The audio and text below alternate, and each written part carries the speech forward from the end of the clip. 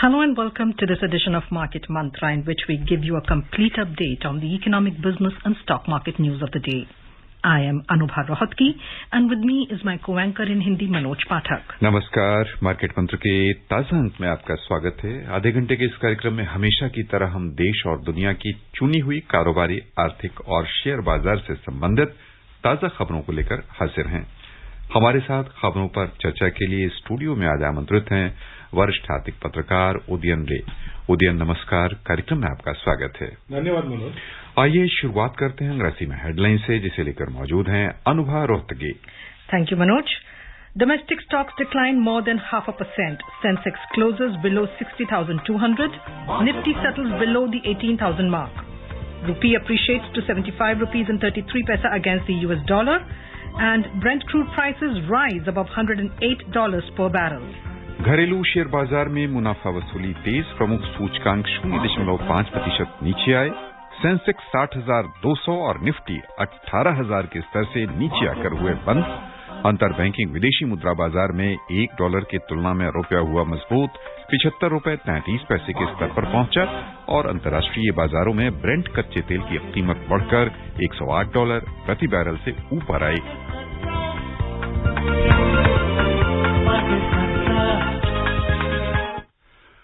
घरेलू शेयर बाजार में आज मुनाफा वसूली की गई, हालांकि एशियाई बाजारों से सकारात्मक संकेत मिला था।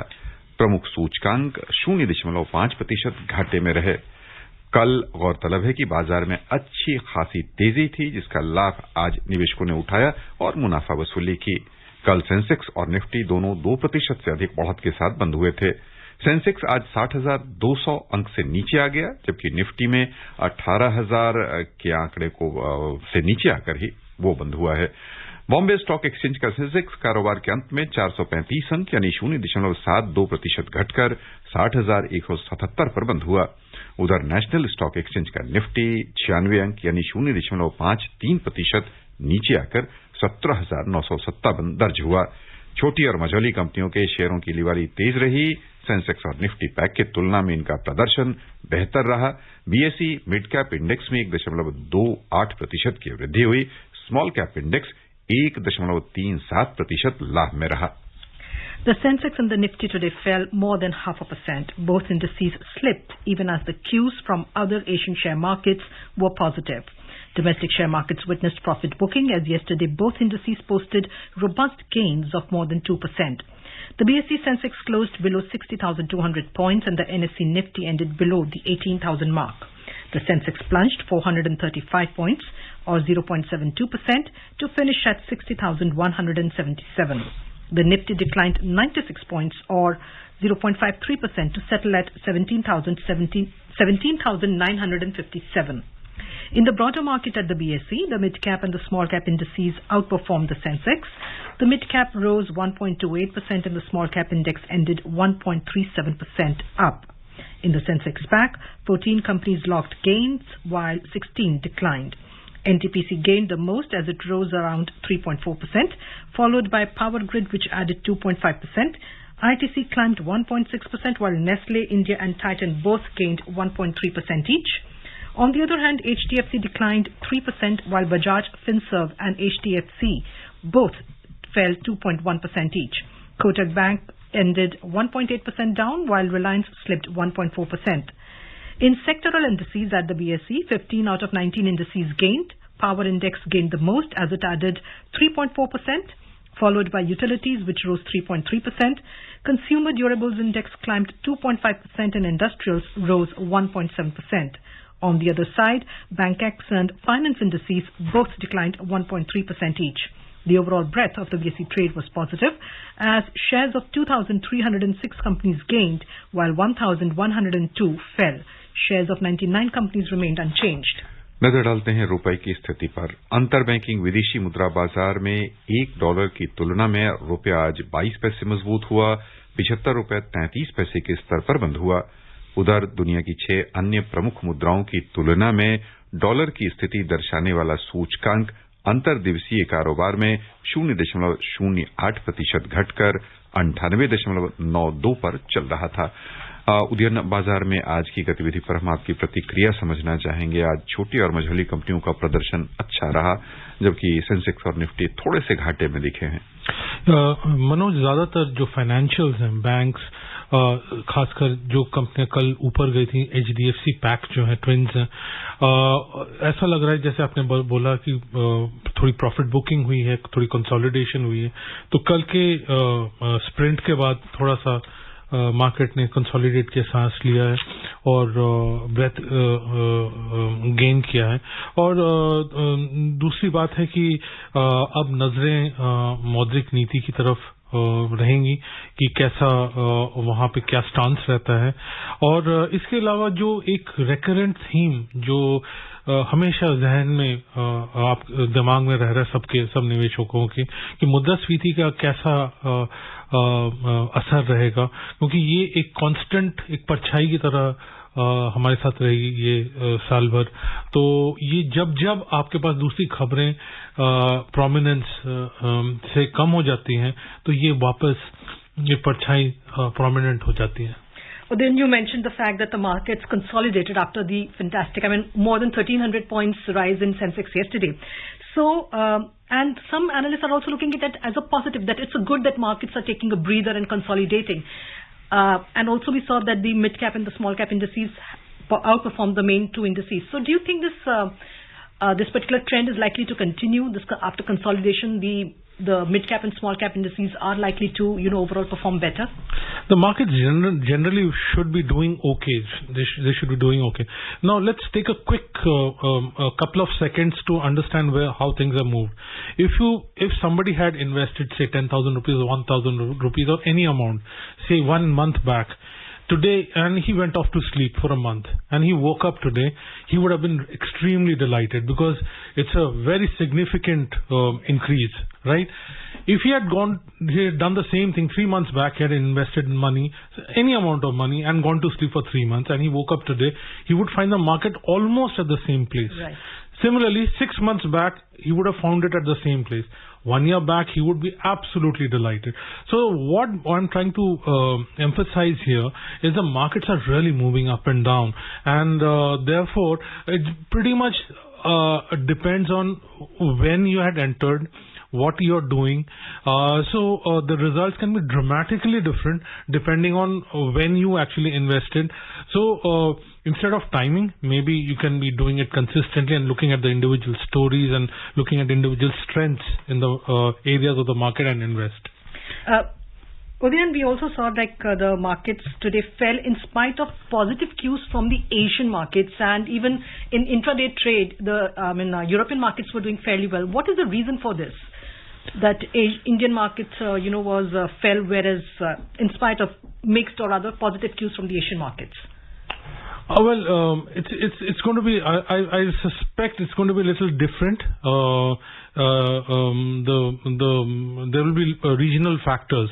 For instance, I would imagine that by the end of the day, when the European markets close, they might do a little better than one was expecting, because we were expecting some really stringent sanctions to have come up. They have come up, but gas and some of the energy bits, the key pieces, they seem to have been spared. So every time you're going to see energy supply disruption not getting disrupted as much as people are fearing, markets are going to take a breather and they're going to do well. So they're going to be obviously local sort of dynamics going in.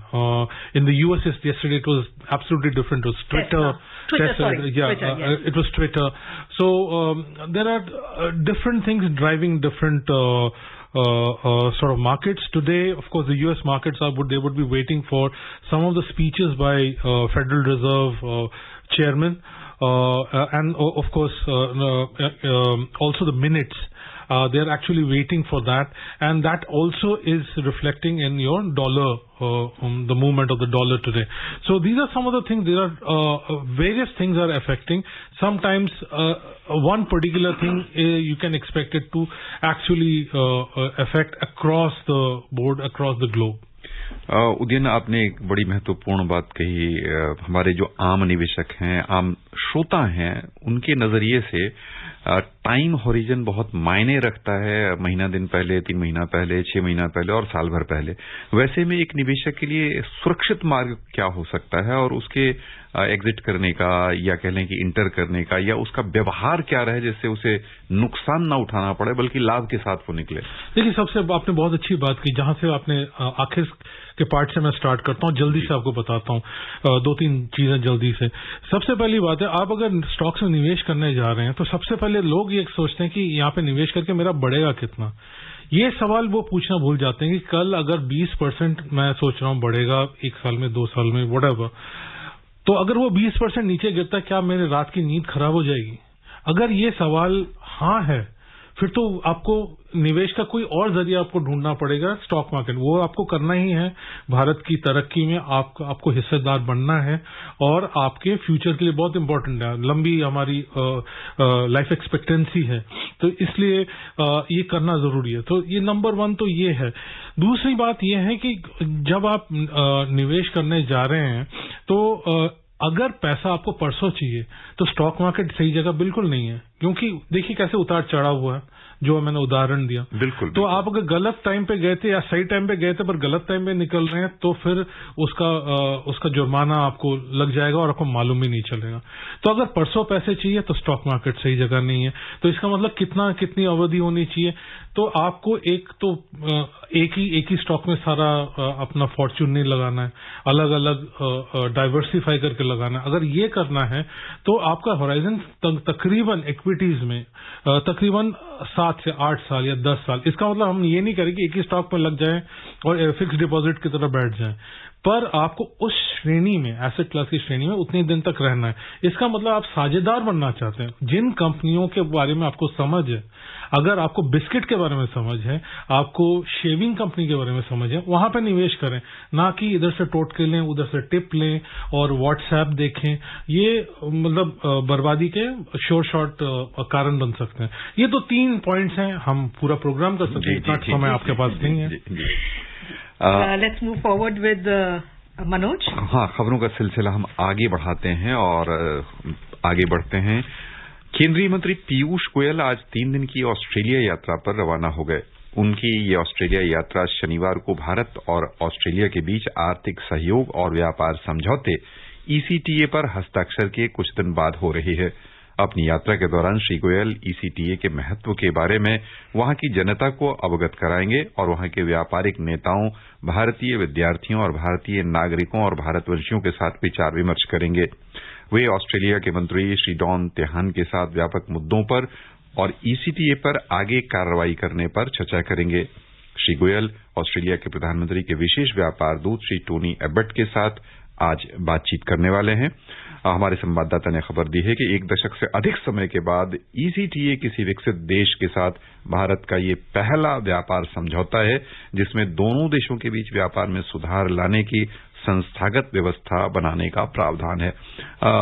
कितना ये महत्वपूर्ण है ये द्विपक्षीय हमारा कह लें कि संबंध और क्या क्या इसके आयाम निकल सकते हैं उदयन? मनोज, मुझे तो ये बहुत महत्वपूर्ण लगता है, क्योंकि ये जो हमने एग्रीमेंट की है ये टेम्पलेट बनेगा, एक मॉडल बनेगा। हम बाकी दूसरे देशों के साथ, हम ब्रिटेन के साथ करेंगे, दूसरे देशों के साथ करेंगे। पहले एक टाइम था जब मल्टीलैटरल WTO जैसे प्लेटफॉर्म से हम लोग करते थे। अब हम काफी जगह हद तक वहां से अलग हो गए हैं, या ये ग्लोबल ट्रेंड भी है। तो ये एक टेम्पलेट बनेगा। मुझे सबसे एक इम्पोर्टेंट जो हिस्सा लगा वो मैन पावर की जो फ्री मूवमेंट है, जो फैसिलिटेट करता है, वो हमारे लिए बहुत इंटरेस्टिंग है, बहुत ही उत्साहजनक है। दूसरी बात है इंपोर्ट में, आयात में कोल से, क्योंकि कोल को इंक्लूड किया, कोयले को इंक्लूड किया गया, और खासकर इस वक्त जहां हमारे लिए हर कमोडिटी चैलेंज बन रहा है इस साल और इस वक्त, ये हमारे लिए बहुत ही इम्पोर्टेंट और सिग्निफिकेंट है।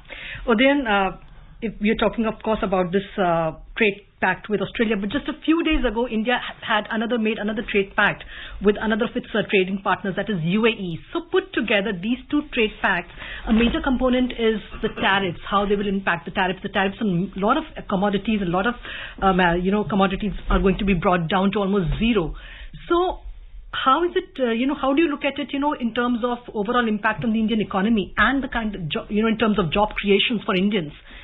Oh, and like you mentioned, because India is in the process of, making more such trade deals with other countries as well.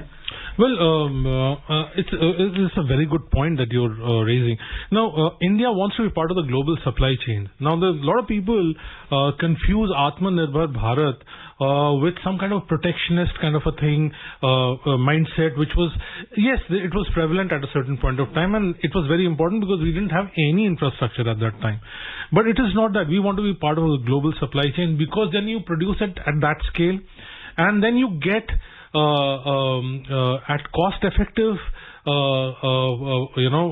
prices or whatever you would say in imports.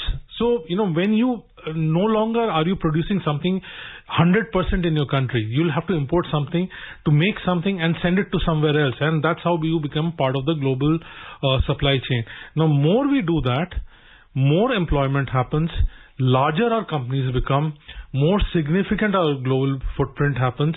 For a country of the size of India, we have a lot of work to do as far as our global presence in manufacturing is concerned. And these trade pacts would also impact India's exports, like we just saw in the month of March alone. There was, and for the whole of the financial year of 21-22, record export.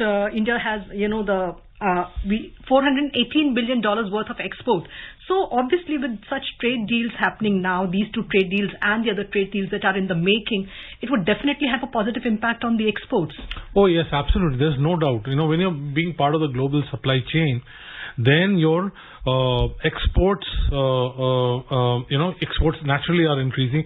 But what is interesting is when you're being part of a global supply chain, you're moving up the value addition ladder. You're no longer coming out with low value stuff where you can be beaten on price front. So this is real. If you look at the composition, it's very, very heartening. यहाँ पर श्रोताओं हम लेना चाहेंगे एक छोटा सा विराम के बाद फिर से हाजिर होंगे लेकर कार्यक्रम मार्केट मंत्र। बने रहिए हमारे साथ। उपभोक्ताओं तक पहुंचने का सुलभ और सस्ता माध्यम है आकाशवाणी। आकाशवाणी के विभिन्न केंद्रों से कीजिए अपने उत्पादों और सेवाओं का प्रचार विज्ञापनों के माध्यम से। लोकल और राष्ट्रीय स्तर पर कीजिए अपने बिजनेस का विस्तार, क्योंकि आकाशवाणी में विज्ञापन बुकिंग हुई बहुत ही आसान। अब घर, दफ्तर या दुकान पर बैठे बैठे आप कर सकते हैं विज्ञापनों की बुकिंग। डायल कीजिए 870-001-4242। नंबर एक बार फिर नोट करें, 870-001-4242। विराम के बाद एक बार फिर से आपका स्वागत है कार्यक्रम मार्केट मंत्र में। उदयन, हम आपका ध्यान आकृष्ट करना चाहेंगे जो आयात निर्यात का मोर्चा है उस पर, और खास तौर से दुनिया भर में जो एक नई प्रवृत्ति देखने को मिल रही है। पहले हमने WTO का दौर देखा, अपने अपने पक्ष में नियम बनाने के बहुत सारे कवायद देखे। फिलहाल कह लें कि इस वर्ष यानी 2022 में या 2021 के अंत से ही, या कह लें तीसरे क्वार्टर से एक चलन बना है द्विपक्षीय संबंध बेहतर बनाने का, या एक छोटा सा क्षेत्रीय संगठन को डेवलप करने का, ताकि आपसी व्यापारिक भागीदारी बढ़ाई जा सके। ऐसे में हम कहां ठहर रहे और हमारा निर्यात कहां बढ़ता दिख रहा, इस महत्वाकांक्षी लक्ष्य को ध्यान में रखते हुए कि हमने $400 अरब का लक्ष्य रखा था और उससे अधिक 418 तक हमारा ऑलरेडी पहुंच गया, तो वहां हम कहां जाते दिख रहे हैं और कौन कौन सा क्षेत्र हमारे लिए निर्यात के लिए खुलता दिख रहा? देखिए, जब आप सबसे पहले तो हायर वैल्यू एडेड जो आपके मूल्य में थोड़ा ऊपर, तो आप मैंगनीज नहीं करेंगे, आप स्टील करेंगे, आप एक नट नहीं बनाएंगे, आप कुछ मशीनरी बना गए। ऐसा नहीं कि हमारे यहाँ पे पहले बनता नहीं, तो बहुत आयात होता है, मशीन टूल्स बनते हैं, मशीन्स बनते हैं, ऐसी बात नहीं है। पर जिस तादाद के बारे में बात हो रही, जब आप ग्लोबल सप्लाई चेन के बारे प्रोड्यूस करते हैं, तो आप उस क्वालिटी और उस स्किल और उस प्रोफेशनलिज्म के साथ बनाते हैं जो विश्व स्तरीय होता है। तो अगर आप चिप बना रहे हैं तो फिर आप टक्कर ताइवान से ले रहे हैं अगर भारत में चिप बनते, नहीं तो आपकी खरीदारी होगी नहीं आप जो बनाएंगे। तो जो भी आप करेंगे वो ग्लोबल लेवल स्केल में, तो आप अगर उस इकोसिस्टम में आ जाते हैं, जैसे हमारे यहाँ पे जहाँ पे गाड़ियों का उत्पादन होता है उसके आसपास आपने देखा होगा एंसिलरीज ऑटो कंपोनेंट्स होते हैं। अगर हम उस इकोसिस्टम में आ जाते हैं तो फिर हमारी मैन्युफैक्चरिंग उस हिसाब से आगे बढ़ेगी। तो आप देखेंगे कि ये जो एक्सपोर्ट का जो बास्केट है उसमें इंजीनियरिंग के सामान, दूसरे सामान, याद रहे कि पिछले साल हमारे यहाँ पे कोविड के डिसरप्शंस हुए थे, तो बावजूद उसके ये हुआ है। इसके साथ जो एग्रीकल्चरल एक्सपोर्ट्स हैं, मैं बहुत ही इम्प्रेस हुआ हूँ, चाहे वो वीट हो, मतलब गेहूं हो, चीनी हो, ये मतलब 15 साल पहले सोचा भी नहीं जा सकता था। हमारे यहाँ एकदम से पैदावार अच्छी हुई, हम मार्केट में गए, एक्सपोर्ट कर देते थे, वापस आ गए। ये कोई छोटे मोटे नंबर नहीं है जो हम कर रहे हैं। और कितने गर्व की बात है कि मान लीजिए 50-60 साल पहले हम सेल्फ सफिशिएंट भी नहीं थे, आज हम एक्सपोर्ट कर रहे हैं। विश्व के कई देश हैं, हमारे पड़ोस के हैं, दूसरे देश हैं जिनको हम हेल्प कर रहे हैं, मदद कर रहे हैं बेच के, जहां पे शॉर्टेज हो रहा है। हम कहां से कहां आ गए हैं और ये गर्व की बात है। और ये आगे चल के अगर ऐसे चलता रहा तो हम ज्यादा higher value added components, parts, completed unit, completely built units, devices, वहां पे हम पहुंचेंगे। और क्योंकि खुद का मार्केट भी है तो हमारे पास हमेशा वो स्केल होगा। हिंदुस्तान में जो कामयाब होगा वो विश्व में कामयाब होगा। यानी हमें मूल्य संवर्धन पर ध्यान देने की आवश्यकता है कि हम अपने प्रोडक्ट को बेहतर से बेहतर निखारें और विश्व बाजार में छा जाएं। बिल्कुल बिल्कुल।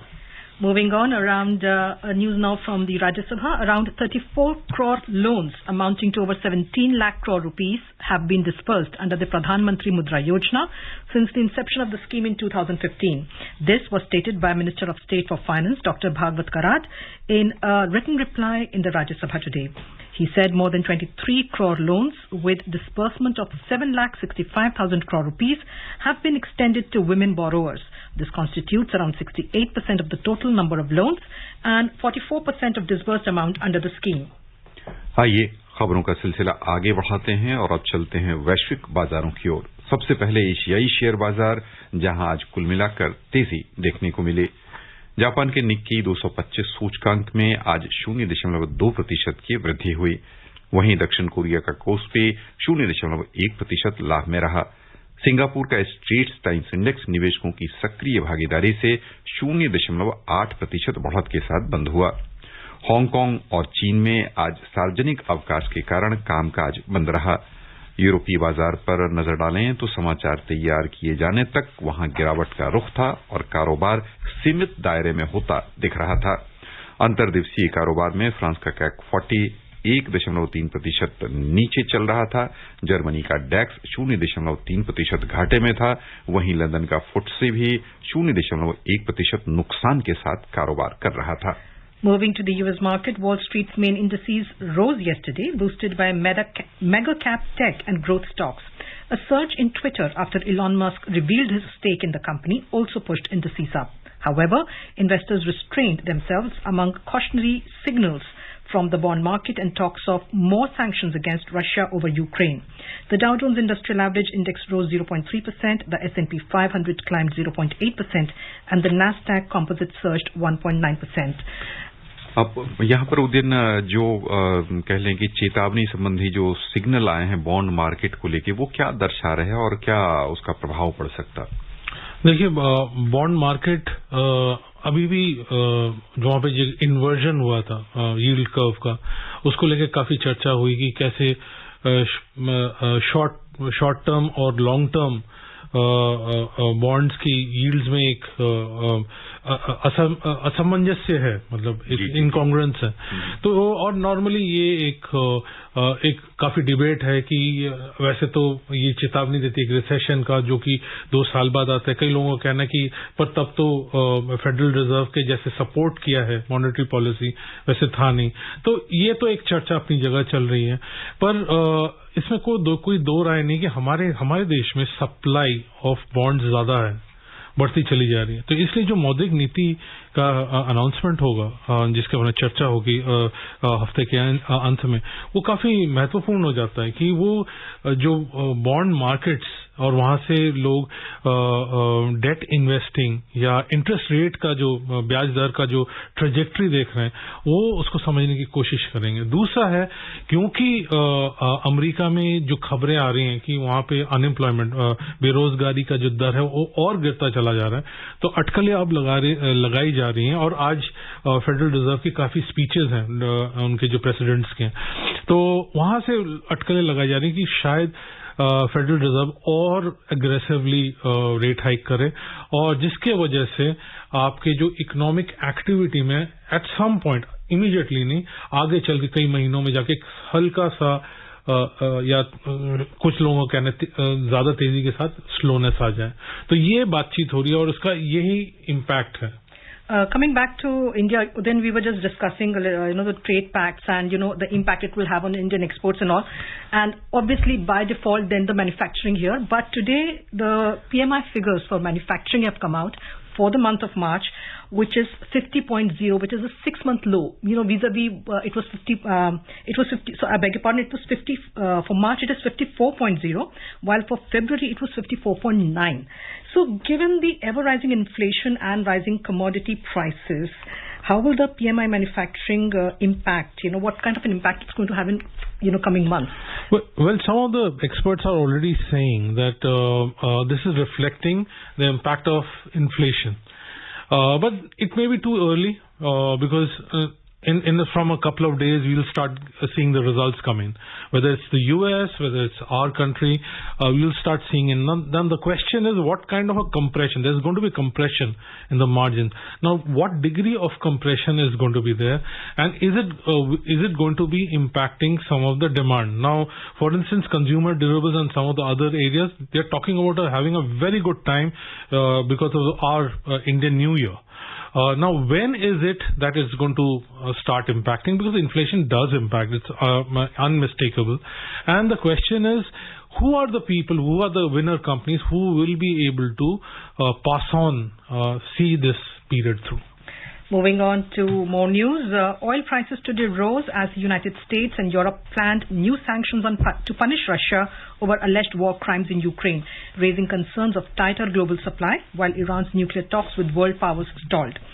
Crude prices climbed more than 0.5% in intraday trade. Brent crude was trading around $108.20 per barrel, while WTI crude prices were at $103.90 per barrel. आइए चलें सर्राफा बाजार। मल्टी कमोडिटी एक्सचेंज में आज सोने और चांदी के मूल्यों में अलग अलग रुख देखा गया। अंतर्दिवसीय कारोबार में जून में आपूर्ति किए जाने वाले सोने का मूल्य आज 155 रुपए घटा 51,380 रुपए प्रति 10 ग्राम पर आ गया। वहीं मई में आपूर्ति की जाने वाली चांदी 210 रुपए उछले 66,505 रुपए प्रति किलो के स्तर पर पहुंच गई। अंतर्राष्ट्रीय बाजारों पर ध्यान दिया जाए तो न्यूयॉर्क मर्केंटाइल एक्सचेंज में सोने के दाम में थोड़ी सी कमजोरी दिखी। ये अंतर्दिवसीय कारोबार में समाचार तैयार किए जाने तक $1,929.70 प्रति औंस पर था। वहीं चांदी उछलकर $24.80 प्रति औंस के स्तर पर पहुंच गई। बहुत संक्षेप में सोना नजदीक में किधर जाता दिख रहा, बहुत संक्षेप में। देखिए, अगर यूक्रेन जैसी क्राइसिस बढ़ती रही तो सोने में इंटरेस्ट बना रहेगा।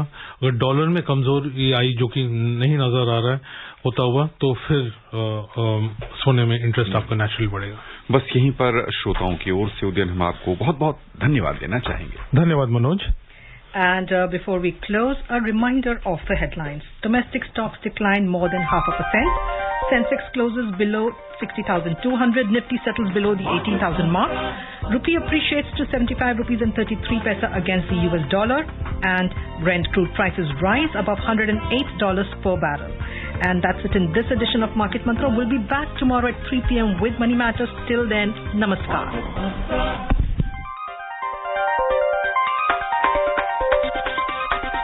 Market Mantra.